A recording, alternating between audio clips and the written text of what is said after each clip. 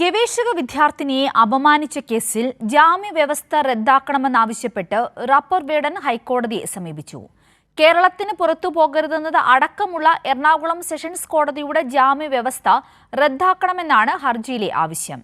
അതേസമയം പരാതിക്കാരിക്ക് നൽകിയ notice police പിൻവലിച്ചതായും പരാതിക്കാരി മൊഴിയെടുക്കലിന് ഹാജരാകേണ്ടതില്ലെന്നും പോലീസ് ഹൈക്കോടതിയെ അറിയിച്ചു.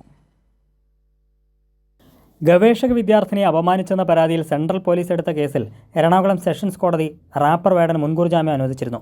കേരളം വിട്ടുപോകരുതെന്നടക്കമുള്ള വ്യവസ്ഥകളോടെയായിരുന്നു മുൻകൂർ ജാമ്യം അനുവദിച്ചത്. ഈ വ്യവസ്ഥകൾ റദ്ദാക്കണമെന്നാവശ്യപ്പെട്ടാണ് വേടൻ ഹൈക്കോടതിയെ സമീപിച്ചത്. ഫ്രാൻസ്, ജർമ്മനി ഉൾപ്പെടെയുള്ള 5 രാജ്യങ്ങളിലേക്ക് പോകാൻ അനുമതി നൽകണമെന്നും വേടൻ ഹർജിയിൽ ആവശ്യം ഉന്നയിച്ചിട്ടുണ്ട്. ഹർജി കോടതി പിന്നീട് പരിഗണിക്കും.